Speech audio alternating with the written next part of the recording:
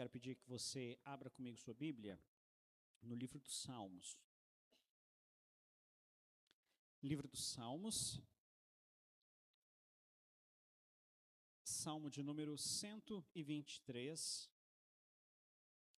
Eu peço que você acompanhe comigo a leitura da Santa Palavra do Senhor. Salmo de número 123.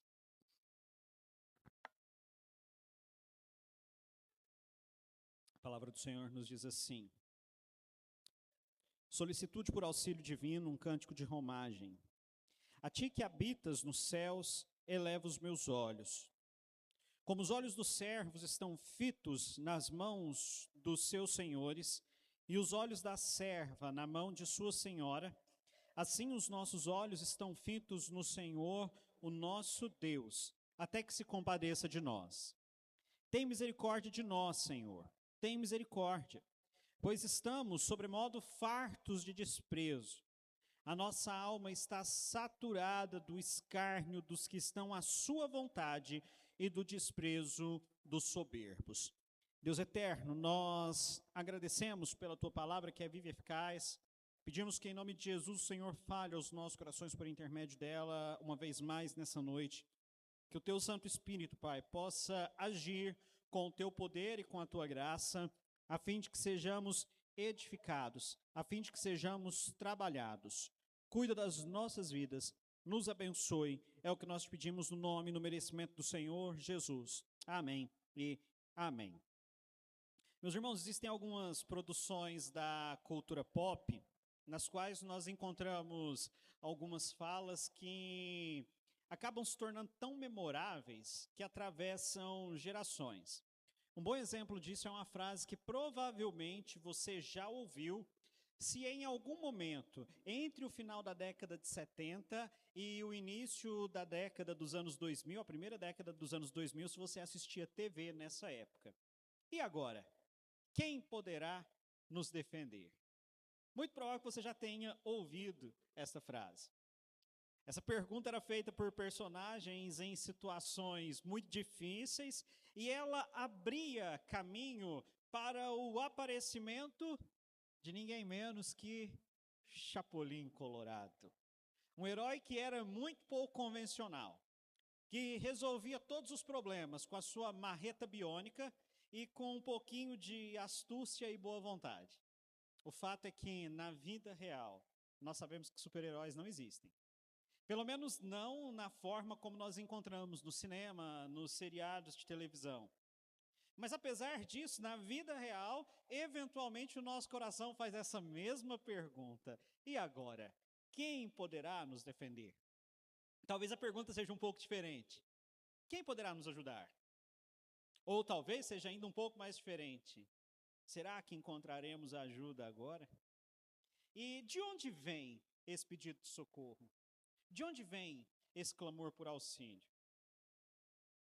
Esse pedido de socorro, ele é motivado justamente pela conclusão de que há algo de errado.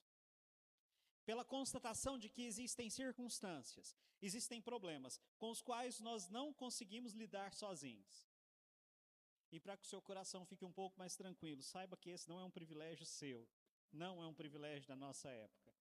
O salmista, ao seu próprio modo, já fazia esta mesma pergunta muito tempo atrás.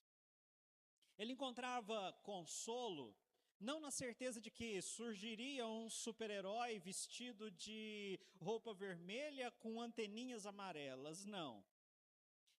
O que consolava o seu coração, aquilo que dirigia a sua busca por auxílio, era a certeza de que o seu Deus, aquele que é o Senhor sobre todas as coisas, é bom em todo tempo.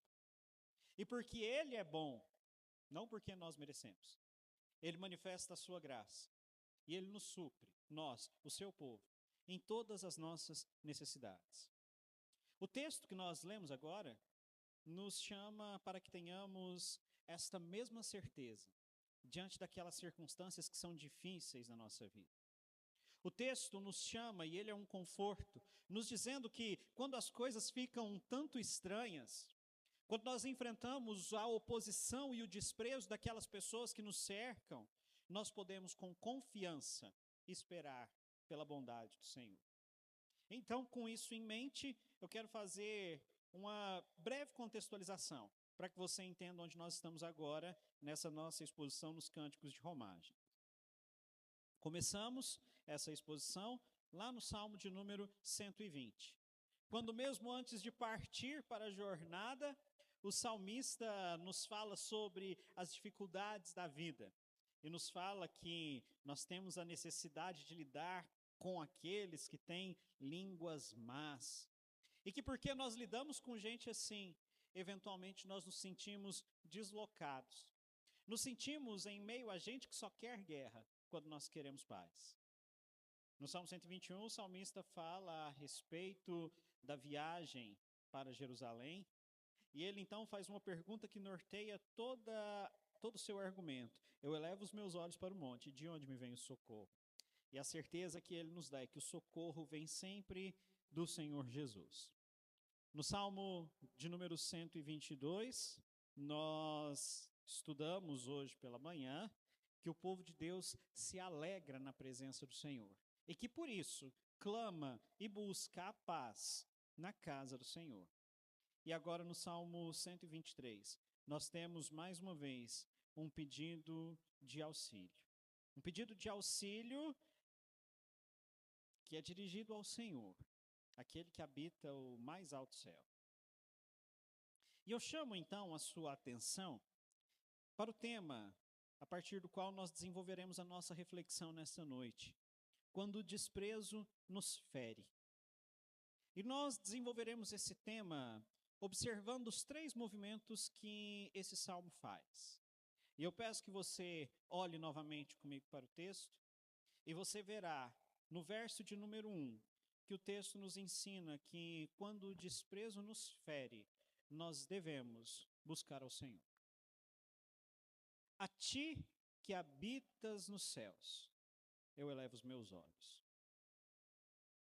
Alguns exegetas, eles acreditam que se nós considerarmos a ligação temática e o desenvolvimento da imagem que é estabelecida aqui no Salmo 121, no Salmo 122 e no Salmo 123, nós observamos uma progressão dos peregrinos que primeiro pedem o auxílio de Deus, no Salmo 121, recebem esse auxílio, são guardados durante o trajeto e finalmente chegam a Jerusalém para adorar no templo.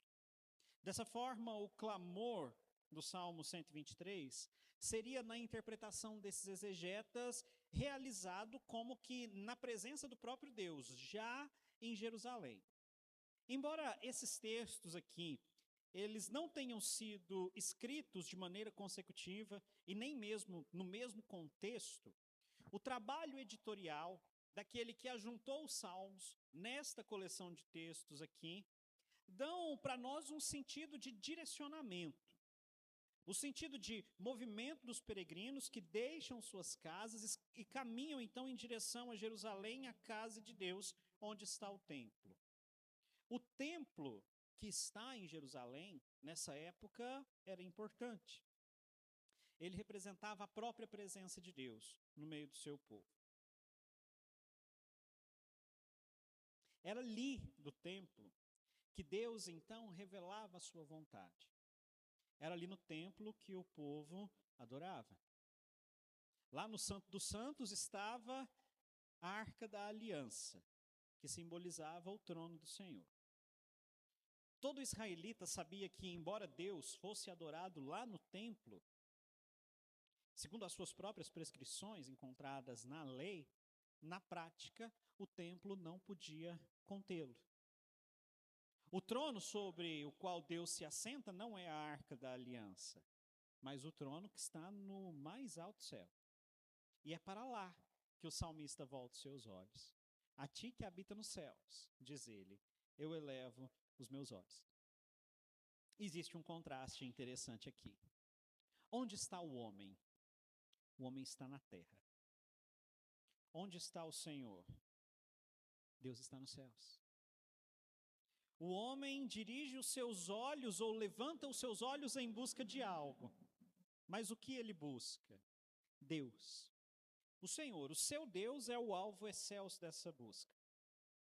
Veja que, contidos nesse verso que é tão pequeno e que parece tão simples, estão fatos muito importantes, muito profundos em significado. Quando vemos um salmista que eleva os seus olhos para buscar ao Senhor, nós entendemos que somos pequenos, que somos necessitados, que estamos em uma posição inferior em relação a Deus. Por outro lado, entendemos que Deus é excelso, Ele é poderoso, Ele é muito maior e muito capaz do que qualquer um de nós. Quando o salmista volta os seus olhos para Deus em busca de auxílio, ele faz uma declaração eloquente de que não consegue lidar com os problemas e com as circunstâncias da vida, mas que ele acredita que existe alguém que pode. E esse alguém é o próprio Deus, o Deus que ele chama de seu Deus.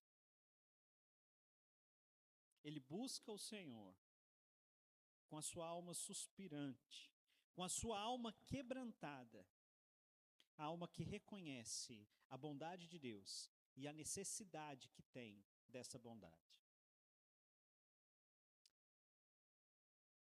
E quando nós chegamos aqui, meus irmãos, olhando para aquilo que o salmista faz, entendendo que ele volta os seus olhos para o Senhor, porque entende que do Senhor vem o seu auxílio, nós precisamos fazer um movimento importante.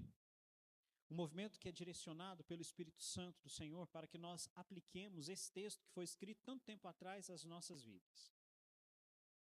E para que nós façamos isso de maneira adequada, eu gostaria de pedir que você considerasse o fato de que, assim como o salmista, nós também enfrentamos momentos na vida nos quais nós ficamos angustiados. Todos nós já passamos por momentos de tristeza. Todos nós já tivemos de lutar com circunstâncias, com eventos que magoaram profundamente o nosso coração, que feriram profundamente a nossa alma. Todos nós já tivemos de lidar com o luto pela partida de um amigo, pela partida de um familiar. Todos nós já tivemos que lutar com a enfermidade. Todos nós já tivemos que lidar com as crises mais diversas da vida e nessas circunstâncias, eventualmente, nós ficamos angustiados e a vida debaixo do sol é assim. Nós não podemos negar a realidade. Não há como tapar o sol com a peneira. Deste lado da eternidade, todos nós precisamos, mais dia ou menos dia, com mais ou menos dor, aprender a lidar com os problemas. E vamos enfrentar problemas nas nossas relações interpessoais. Vamos lidar com problemas do trabalho. Vamos lidar com problemas na família. Vamos lidar com problemas, eventualmente, na igreja. Enfrentaremos a oposição daqueles que se apresentam como inimigos declarados. E às vezes seremos apunhalados pelas costas por aquelas pessoas que se assentavam à nossa mesa, as quais nós chamávamos de amigos. E eventualmente, meus irmãos, isso deixa o nosso coração angustiado. E nessas circunstâncias há duas respostas possíveis. Lidamos com o nosso problema à nossa própria maneira. Executamos a nossa própria defesa. Realizamos a nossa própria justiça. E corremos o risco de não apenas não resolver os problemas, mas piorá-los. E infelizmente essa é a primeira atitude de muitas pessoas. Mas há uma segunda coisa que nós podemos fazer. Nós podemos buscar ao Senhor, rogando que Ele nos ouça, que Ele manifeste a sua misericórdia. E sabe quem fez isso? O salmista que escreveu o texto que nós estamos lendo. Angustiado estou, Senhor, diz o salmista, então eu elevo os meus olhos a Ti. Mas existe alguém que é um exemplo ainda melhor disso. Jesus. Quando ultrajado, Jesus não revidava. Quando sofria, Jesus não fazia ameaças. quando ele estava em agonia no Getsêmani, vislumbrando a cruz, ele não ousou buscar auxílio em nenhum outro lugar, senão no seu Deus, no seu Pai, que é o nosso Deus e o nosso Pai. Assim como fez em todas as outras circunstâncias, Jesus fez isso ali no Getsêmani. Deus não livrou Jesus das circunstâncias que causavam angústia a ele. Mas sabe o que Deus fez? Entendemos que é exatamente aquilo que ele faz com o salmista. Ele deu graça para que Cristo pudesse suportar e perseverar no seu propósito até o fim. Devemos olhar para o Senhor em angústia, clamar ao Senhor, certos de que se Ele não nos livrar daquilo que faz o nosso coração sofrer, Ele nos dará graça para nos sustentar. Sabe por quê? Porque Ele não nos desampara. Nós devemos crer, meus irmãos, que o mesmo poder que abençoou a vida dos salmistas, que peregrinavam para Jerusalém, o mesmo poder que sustentou Cristo na sua angústia, é o poder que é manifesto hoje sobre as nossas vidas. E assim eu e você podemos também encontrar em Deus o nosso refúgio e o nosso auxílio, mesmo que enfrentemos a oposição, mesmo que enfrentemos o desprezo das pessoas que estão à nossa volta. E essa é a primeira lição que o texto nos ensina. Quando enfrentarmos o desprezo, quando o desprezo nos ferir, busquemos ao Senhor. No verso de número 1, nós vemos, portanto, então, a direção da busca do salmista. Ele não olha para si, ele não olha para os seus opositores, mas ele olha para o Senhor que está no céu. Na sequência, nós vemos como o salmista busca a Deus. Ele não apenas olhou para o Senhor, mas ele esperou por Deus, de maneira humilde, de maneira dependente. E então, olhando para o texto agora, no verso de número 2, nós aprendemos uma segunda lição. Aprendemos que quando o desprezo nos fere, nós devemos esperar pelo Senhor. Olhe comigo novamente para o texto. Como os olhos dos servos estão fitos nas mãos dos seus senhores e os olhos da serva na mão de sua senhora, assim os nossos olhos estão fitos onde? No Senhor nosso Deus. Até quando? Até que Ele se compadeça de nós.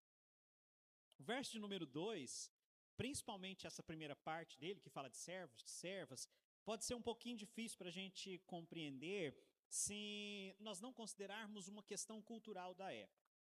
Nos dias dos salmistas aqui, era comum que pessoas de classe social mais alta tivessem ali ao seu dispor servos em casa.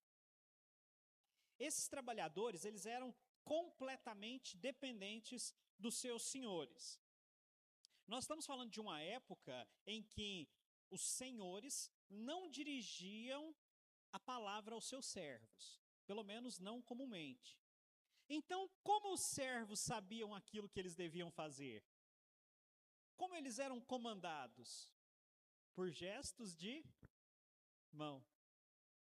Venha, vá, faça, não faça, espere. Então o texto nos mostra uma metáfora muito interessante.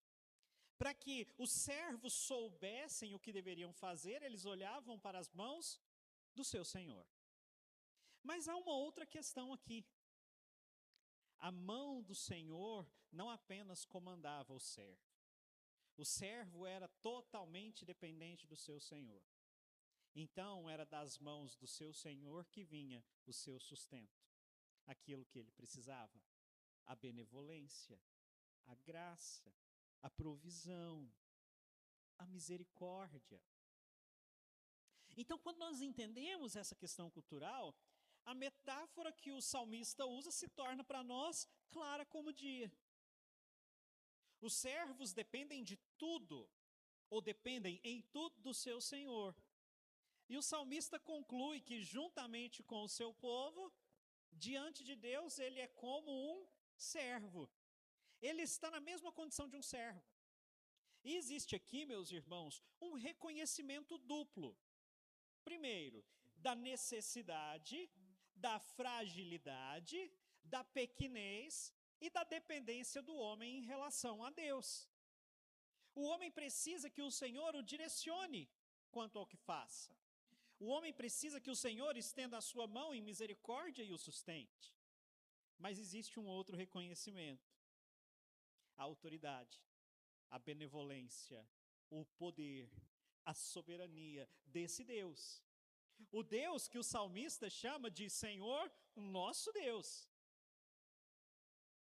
Embora ele seja rei sobre todas as coisas, embora ele seja Senhor soberano, ele se relaciona conosco de maneira pessoal, de maneira benevolente. E com as suas bondosas mãos, ele nos dirige, ele nos sustenta, ele manifesta misericórdia, ele supre as nossas necessidades.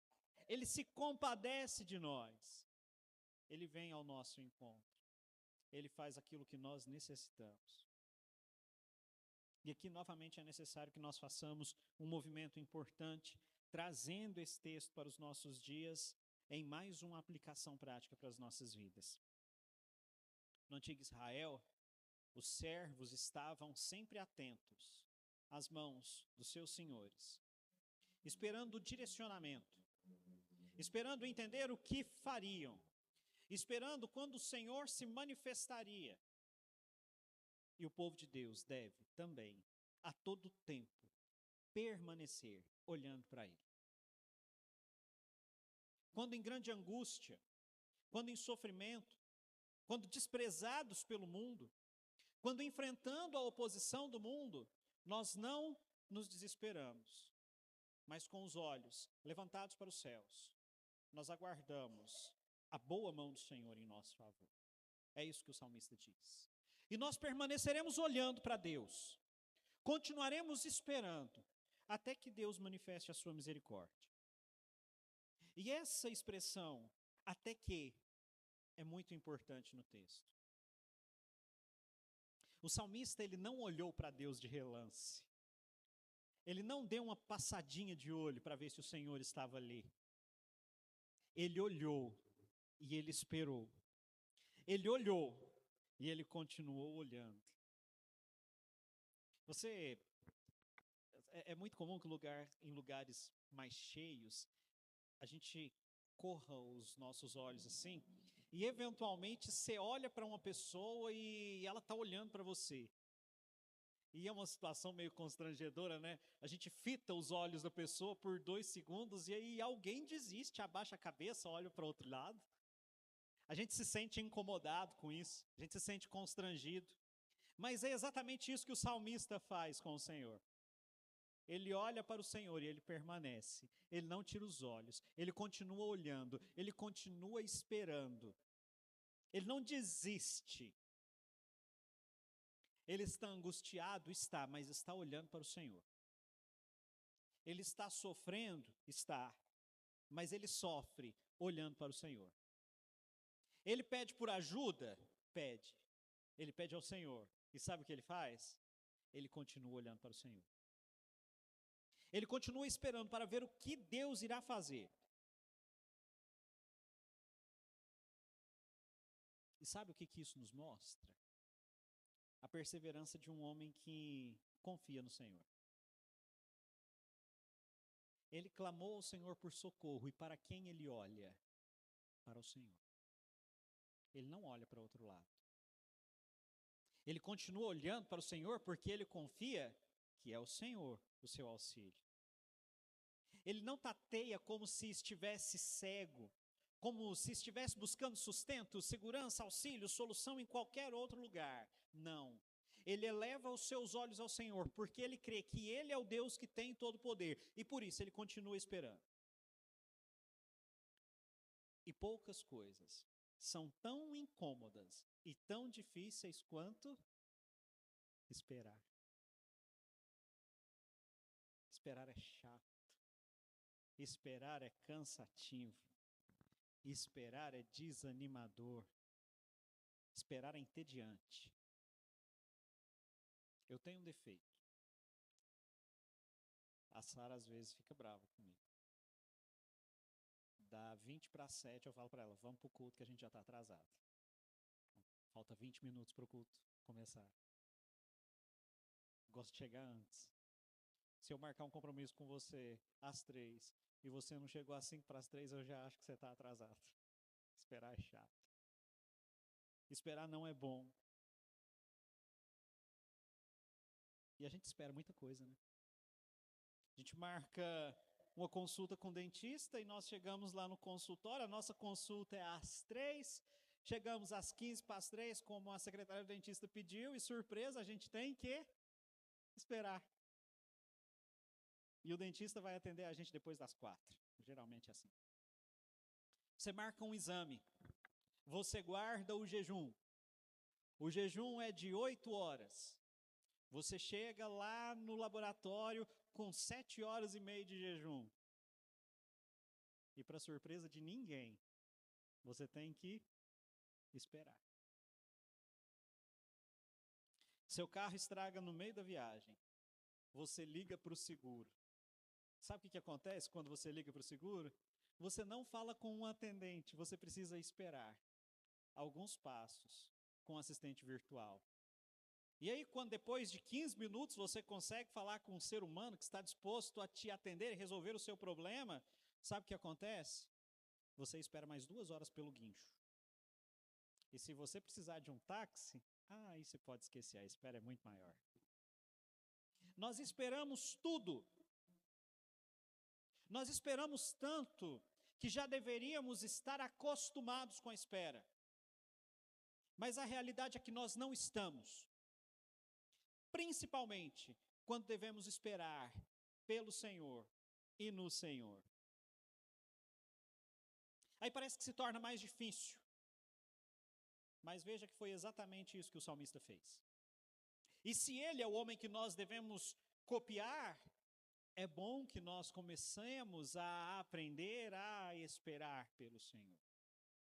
Eu olho para ti, Senhor, e eu permaneço, eu espero. Enquanto o Senhor não manifestar a sua misericórdia, eu não vou parar de olhar. Sabe, não é vencer Deus pelo cansaço, mas é reconhecer a sua necessidade, a sua dependência, o poder e a benevolência daquele que nos ouve, que atende a nossa oração. E esperar, meus irmãos, ao contrário do que muita gente pensa, não é cruzar os braços com indiferença. Não é tomar uma posição estoica diante da dor. Esperar pelo Senhor é permanecer diante dele com os olhos atentos, com o coração confiante, com a alma dependente, sabendo e esperando que a misericórdia venha, porque se ela virá de algum lugar, ela só pode vir das mãos do Senhor. Esperar é aguardar com fé. E se nós quisermos seguir as palavras do profeta Jeremias, bom é esperar pela salvação do Senhor, e isso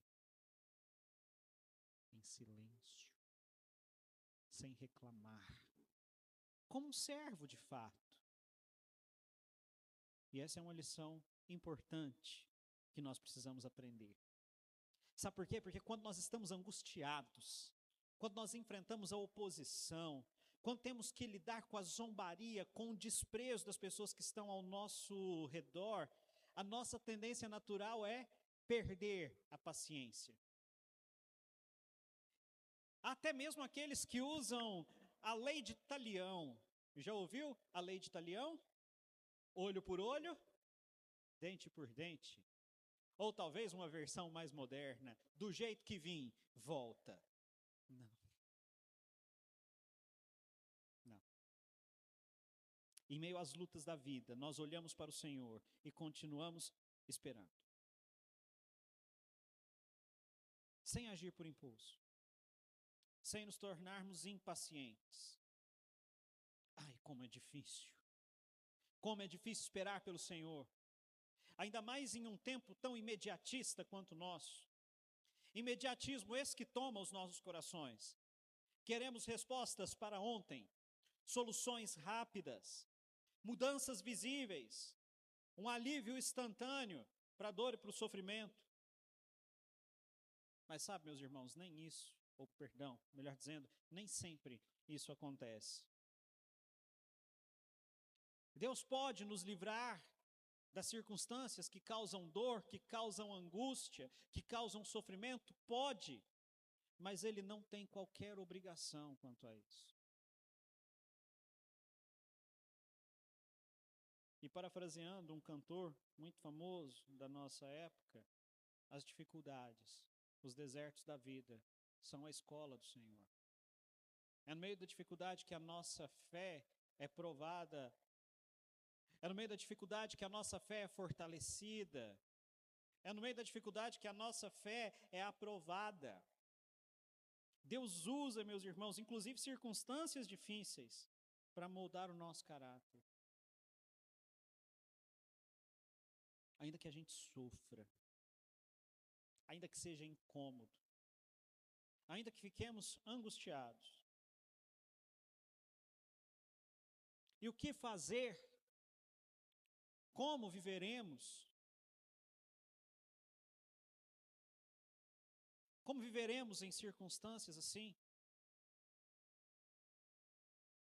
Tem uma música que nós cantamos aqui que ilustra muito bem aquilo que nós devemos fazer. Eu espero em Ti, embora sem saber como o Senhor dirá, eu não sei, mas esperarei. Esperamos olhando para o Senhor. Como um servo que aguarda o direcionamento da mão de seu Senhor e permanece olhando para Ele constantemente. É isso que nós devemos fazer. Permanecemos olhando para Deus. Permanecemos elevando os nossos olhos, orando ao Senhor. Permanecemos confiando e permanecemos esperando até que Ele manifeste a sua misericórdia. Quando Ele manifestará a misericórdia? Eu não sei. Mas até lá, eu esperarei pelo Senhor. Até lá. Esperemos pelo Senhor. Quando nós chegamos aos versos 3 e 4, então, já no final do Salmo, nós vemos essa espera do salmista pelo Senhor ganhando novos traços. Essa espera pelo Senhor agora se mostra como uma busca ativa pelo auxílio do Senhor, de uma maneira muito específica. E então, quando nós olhamos para esses últimos versos do Salmo, o texto nos ensina que, quando o desprezo nos fere, nós devemos então pedir a misericórdia do Senhor. Olhe comigo para o texto. Tem misericórdia de nós, Senhor, tem misericórdia, pois estamos sobremodo fartos de desprezo. A nossa alma está saturada do escárnio dos que estão à sua vontade e do desprezo dos soberbos. Existem duas questões a nível linguístico aqui que são muito interessantes. Os versos 3 e 4, eles funcionam como versos paralelos. Eles progridem na mesma ideia, tá? Se você observar para o verso de número 2, no final do verso número 2, você vai ver a palavra compadeça. Se você olhar para o verso 3, você vai encontrar a palavra misericórdia sendo repetida 2 vezes. A gente olha para o texto hebraico, nós encontramos 3 vezes a mesma palavra, não 2. A palavra compadeça, lá no verso 2, é melhor traduzida como misericórdia. Quando nós encontramos repetições no texto bíblico, e repetições num espaço tão curto, nós voltamos os nossos olhos para lá, porque ali está a ênfase do texto. A ênfase do Salmo é esse: nós pedimos pela misericórdia do Senhor quando em grande dificuldade. Agora, quando nós olhamos para os versos 3 e 4, nós entendemos também que o salmista não está falando de qualquer dificuldade. Ele não está falando daquela dificuldade pontual. Ele está falando de uma dificuldade que é sistemática, de um problema que é sistemático. E de um problema que atinge níveis que nós poderíamos chamar de homéricos. Níveis muito altos. Isso fica claro quando ele fala que está farto de desprezo, mas não farto de qualquer forma, mas sobremodo farto. Você se lembra quando os companheiros de Daniel foram lançados? Daniel lá foram lançados, os companheiros, melhor dizendo, na fornalha de fogo? A fornalha estava o quê? Ela estava sobremodo acesa. 7 vezes mais do que o comum, né? Então veja, algo que é elevadíssimo. Então o problema é muito grande. Isso fica claro também quando a gente vê aqui ele falando que a alma está saturada. Para que você tenha ideia do que é saturada aqui, deixa eu usar uma ilustração. Imagine que você vai fazer um suco. E aí você faz um suco de pacotinho. Aquele que antigamente custava 10 centavos. E aí você precisa colocar açúcar no suco. Só que você olha lá atrás do pacotinho e você lê lá, meia xícara de açúcar. E aí não sei por que você coloca uma xícara e meia.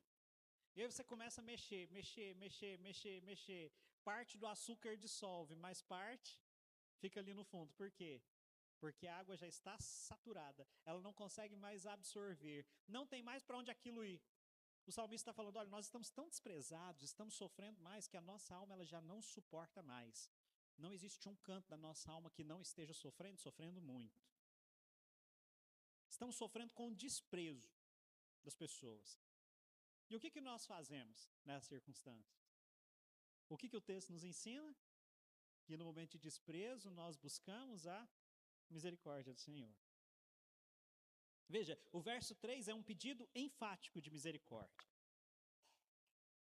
O salmista pede por misericórdia 2 vezes, no mesmo verso. E sabe o que é misericórdia?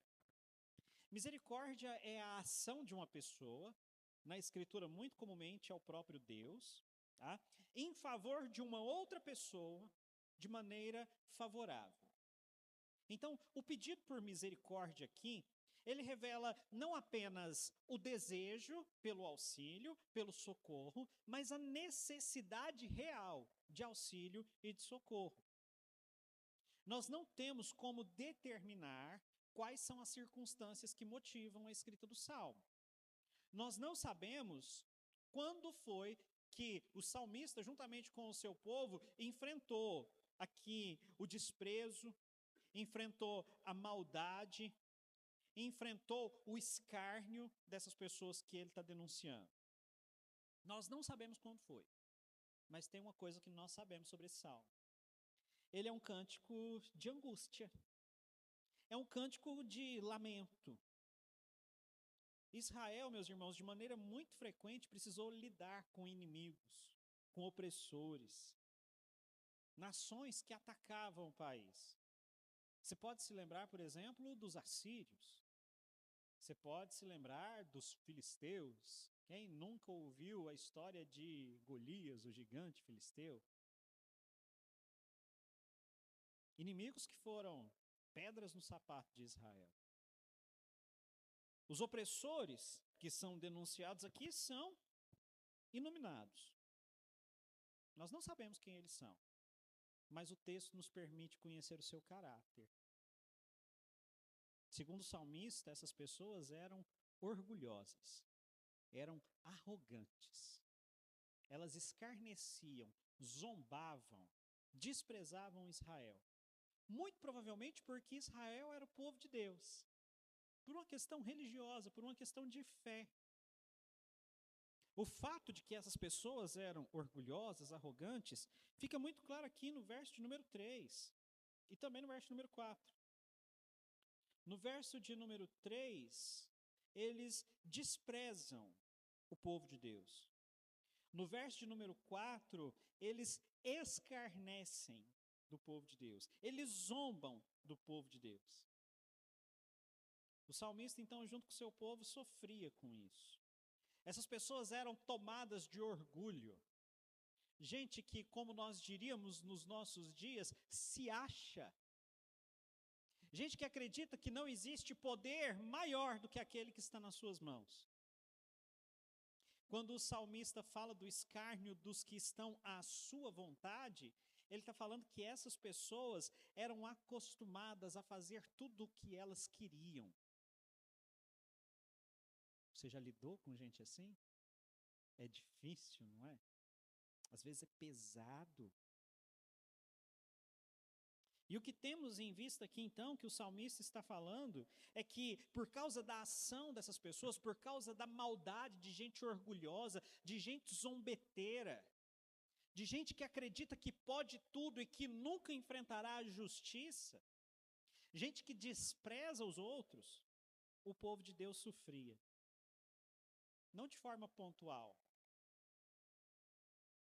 Não é aquele sofrimento que você tem quando você tem que lidar com um colega de trabalho que você vê uma vez na semana, mas que é chato, que é difícil. Não. Não é aquele sofrimento que você tem que enfrentar quando você está participando das reuniões de família e sempre tem um engraçadinho que acha de fazer graça com a fé. Não é esse tipo de sofrimento. É um sofrimento constante, um sofrimento sistemático, um sofrimento que se prolonga no tempo e que faz a alma ficar saturada. Por isso a angústia do verso 1. Agora existe algo de interessante. O salmista conhece o Senhor. Ele sabe de onde vem o seu socorro. E é isso que direciona a sua forma de agir. Em nenhum momento ele se dirige aos seus opressores e pede pela misericórdia deles. Em nenhum momento ele se levanta contra os opressores para executar a sua própria justiça. Em nenhum momento ele procura auxílio em outro lugar. Mas ele olha para o Senhor. Ele permanece esperando pelo Senhor. E quando a alma já está saturada de sofrimento e desprezo, ele pede pela misericórdia do Senhor. Porque ele sabe que o Deus dos céus, o seu Senhor, o seu Deus, é justo, é compassivo, é benigno. E vem ao encontro daqueles que o buscam. Ele não apenas eleva os seus olhos, ele permanece olhando e ele pede ao Senhor, porque ele sabe que é do Senhor que virá a sua misericórdia, ou que virá a misericórdia e o socorro. E aqui, mais uma vez, nós precisamos fazer aquele exercício de trazer o texto para nós, para a nossa própria experiência e aplicá-lo às nossas vidas. E agora, existem duas perspectivas em vista. Primeiro, eu quero fazer a aplicação que é a mais natural possível desse texto.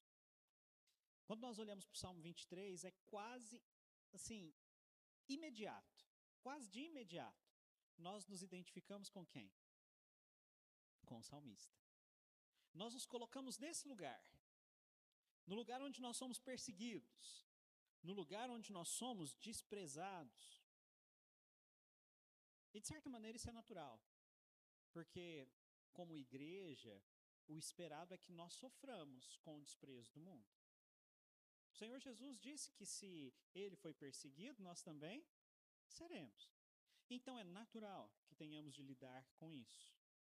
E eventualmente nós lidamos. É por isso que nós nos identificamos com o salmista. Sofremos com o desprezo dos soberbos.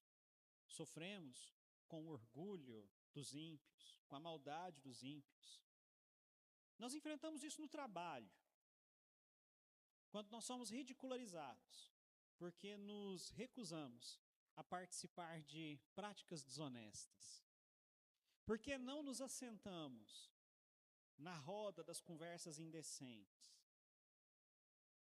Para aqueles que são mais jovens, isso acontece na escola, acontece na faculdade, quando as convicções bíblicas que nós aprendemos dos nossos pais, aprendemos na igreja, começam a ser questionadas pelos nossos professores.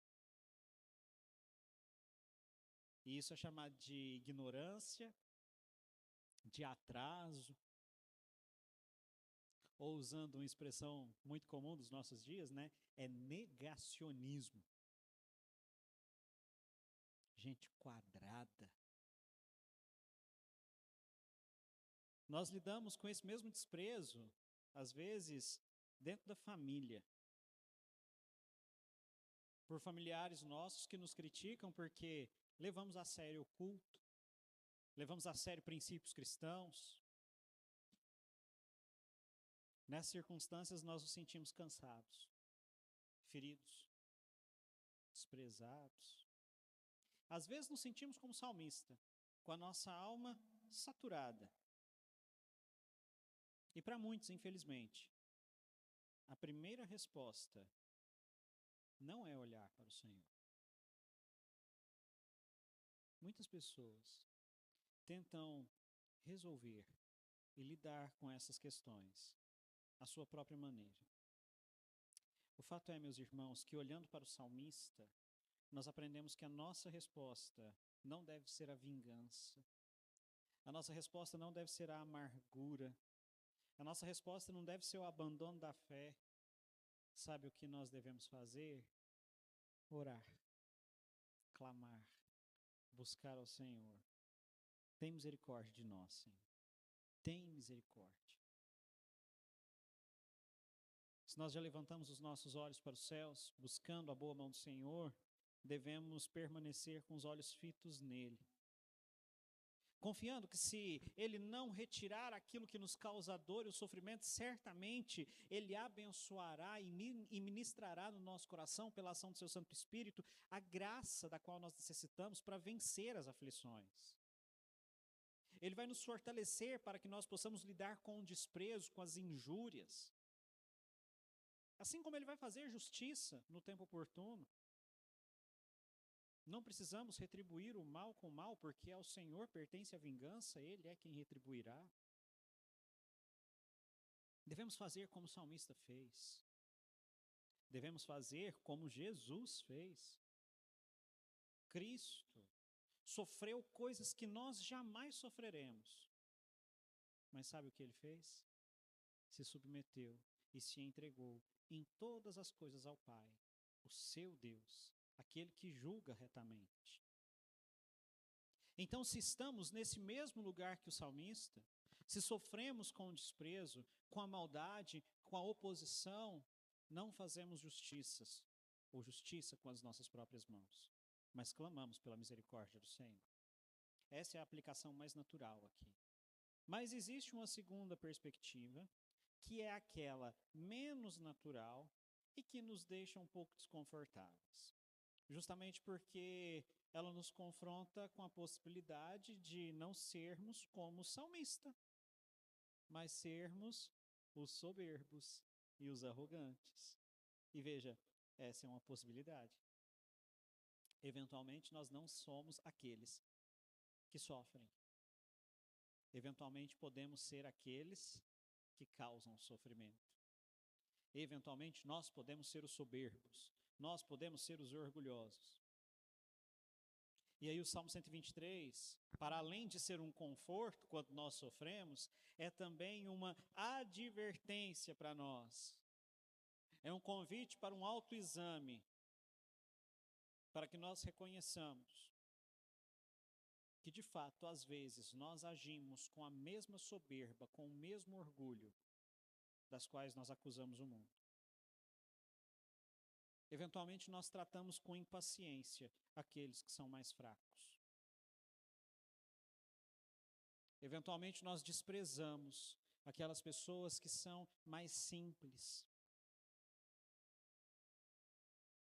Eventualmente, nós agimos, falamos, ou pelo menos pensamos, com uma pretensa superioridade, quando comparados com aqueles que pensam de uma maneira diferente de nós. Às vezes nós não somos aqueles que são taxados de quadrados, negacionistas, fundamentalistas. Às vezes nós usamos esses adjetivos contra outras pessoas. Sabe, meus irmãos, nós não devemos fazer assim. Deus nos amou e Ele ordena que nós também amemos uns aos outros. Quando nós estamos em grande dificuldade, o que nós fazemos? Pedimos a misericórdia do Senhor. Então nós devemos também aprender a tratar os outros com misericórdia, deixando de lado a arrogância, a soberba, o desprezo. Se lembrem do que diz a Escritura: tudo aquilo que quereis que os homens vos façam, façais vós também a eles. Gostaria de concluir, meus irmãos, retomando a ilustração do início dessa mensagem. Lá na série de TV, dos idos anos 70, 80, 90, bons tempos aqueles, né? Os personagens perguntavam: quem poderá nos defender? Para elas o socorro era incerto, mas não para nós. Quando a angústia nos alcançar, quando a maldade e o desprezo de outras pessoas nos ferirem, mais dia menos dia isso vai acontecer, não busquemos o socorro em qualquer outra direção, senão a direção dos mais altos céus, onde está assentado nosso Deus, governando soberanamente sobre todas as coisas. Elevemos os nossos olhos a Ele, aguardemos a sua ação misericordiosa, que certamente há de se manifestar em nosso favor. O Deus, o nosso Deus que habita nos céus, não está distante de nós, que somos seus filhos. Ele vê o nosso sofrimento, Ele ouve a nossa oração e sustenta as nossas vidas enquanto esperamos nele. Que o Senhor nos abençoe, que Ele aplique a sua palavra aos nossos corações em nome de Jesus. De pé, oremos, encerrando assim o nosso culto. Eterno Deus, nós rendemos graças porque a tua palavra nos conforta com a certeza de que o Senhor age por nós, que o Senhor demonstra a sua graça, a sua misericórdia, o seu amor. Te pedimos em nome do Senhor Jesus, que o Senhor continue, Pai, a fortalecer e a abençoar as nossas vidas. Que em Ti, somente em Ti, Pai, nós possamos encontrar o socorro, o auxílio bem presente nos momentos de tribulação. Que o Teu Santo Espírito, Pai, possa guardar os nossos corações. Que o Teu Santo Espírito possa direcionar a nossa busca e que nós não olhemos para nenhum outro lugar que não para o Senhor. E que somente no Senhor a nossa alma aprenda a esperar. Guarda-nos, Pai. Tem misericórdia de nós. É o que nós pedimos em nome de Jesus. E agora, meus irmãos, que a graça do Senhor Jesus, o amor de Deus Pai, a comunhão e a consolação do Espírito Santo repouse sobre vós, povo de Deus, sobre vós permaneça até o dia de Cristo. Amém e amém.